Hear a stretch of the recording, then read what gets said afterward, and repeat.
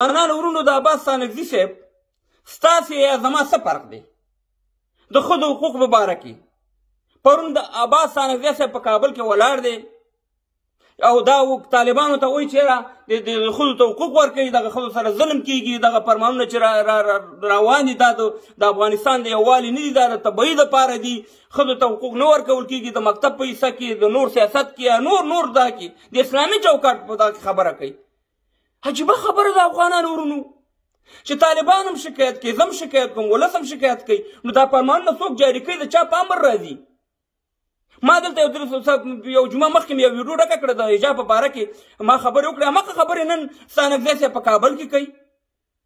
او بیا بعد ما ته راغله چې ته وروره ته خو د شریعت خلاف یې اوس ستانکزی صاحب د شریعت خلاف دی عباس ستانکزی خو هغه سړی دی چې په مسکو کې د اشرف غني صاحب په وخت کې څه رقم خبرې د ملي اردو په باره کې کول د افغانستان د حکومت په باره کې کولې په قطر کې همداسې په ایران کې همداسې په چین کې همداسې په نورو ځایونو کې نو هغه هم چغې وایي هغه هم وروره شکایتونه کوي چاته وجاړو چاته فریاد وکړو دا خبره یاد ساتئ چې قسم په خدای دی چې دا یو داسې پروګرام دی داسې چې دا هم د طالب د بدنامولو پروګرام دی دا هم د ملا د بدنامولو پروګرام دی دا هم د اسلام د بدنامولو پروګرام دی دا هم د افغان د پښتون د بدنامولو دا پروګرام دی دا سلسله روانه ده د خدای په لحاظ والي دا کم اسلام دی موږ ته د قرآن د حدیث دغه راکوي حوالې راکوي تاسو چې مې لرې پلاني کتاب کې راغلي بستاني کتاب کې راغلي ولاکې چا نوم مو اورېدلی کله راته وایي د اسمان نه پسونه راولېږي کله وایي لوګر په قرآن کې راغلی کله وایي اصحابه روژه په چشي ماتوله چا نوم یې زه نشم اخیستی کله چې مهربانه وایي چې په پلاني لیکي چې عملیات کېده پیغمبر علیه السلام هلته په ور کې ولاړو او د خدای په لحاظ باندې دا څه لوبې ټوق هم شروع کړي پرون ما د علم بالمعروف علاقاتو سپین کوټونه یې اغوستي لکه رشفخانې ډاکټران صاحب مهربانه په کابل کې داسې ګرځي او داسې ګرځي آیا دا اسلام دی آیا دا افغانیت دی د خدای په لحاظ باندې دا تاسې په کوم طرف باندې روان استئ دغه د ولس د کونډو د یتیمانو غم نشته دی د هغه سیاسرو غم نشته چې یو قب ډوډۍ ته حیران دي ګیره وایي زما واکې د مولا ښځې زموږ د کارونو ورپورې ده لري ورور صاحب مهربانه بله ورځ یو ملا راپاڅېد په هرات کې هغه وایي د 40 کالو نه چې زیات عمرونه شوي هغه خلک چې سنت شوي په هغې باندې الله اکبر نه دی ویلې نو اوس به 40 کال نه خلک چې دي اوس بیا د ډېره ما زما د ویډیوګانې خویندې میندې ګوري هغه بیا سنتوي بیا کښېني موږ خو چې سنتولو ډېر واړه ډېره دغه خبره ده موږ خو ورځ نیانو سنت کړي په لګن کې به یو کس ورته نیولي اوس خو ولاکې یو سړی په 8 کسانو ونیسي چې بې سنت یې نو اوس هم بیا سنتوي بیا روانې کلمې ویوئ دا کم فرمانونه دي دا کم شی نه چې تاسې ورور ته یې مهربانه راغستي د وطن بدبختیانو ته وګورئ ورځ په ورځ باندې فاصله د طالبانو د ولس ترمنځ زیاتېږي دا د کم ځای نه دا اسلام تاسې راوړی دی تاسې ورشئ غټو علماو سره کښېنئ د دنیا غټو علماو سره کښېنئ په مکه کې په مدینه کې په نورو ځایونو کې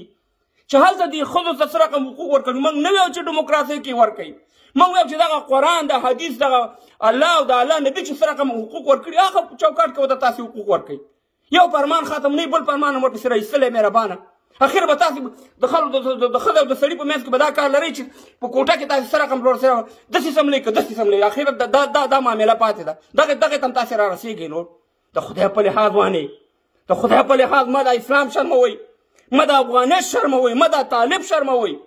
ما د افغانستان شرموئ تاسې خو په ګېډو ماړه سئ دغه یو څو کسان پرون ما وکته یو ویډیو چې په پنجشیر کې طالبانو ننوتي په یو هوټل کې په 7 کسانو باندې یو خوراک ډوډۍ راغوښتې ده په 7 کسانو باندې چې پیسې ورسره نه وي او ستاسې صاحب مهربانه د یو څو کسانو ګېډې مړې دي او فرمانونه دي چې راوباسي صاحب مهربانه دا ملا عباد الله صاحب به کله راوځي د ملا د پیغمبر علیه السلام نه خو دا غټه هستي نه ده حضرت عمر نه غټه هستي نه ده وایي هغې ته خطره ده وایي نو پرېږده چې دغه هم شهید شي دومره شهیدان شوي خو دغه هم یو ورځ شهید شي موږ هم شهیدان شو ختمه قصه به نو خبره دا ده چې ولې داسې کوئ بل ما پسې د فضلالرحمن د پارټۍ یو ملا ویډیو کړې ده بد ورځې نه دي ویلي ما ته یې ویل چې ته د حجاب خلاف یې او د فضلالرحمن د پارټۍ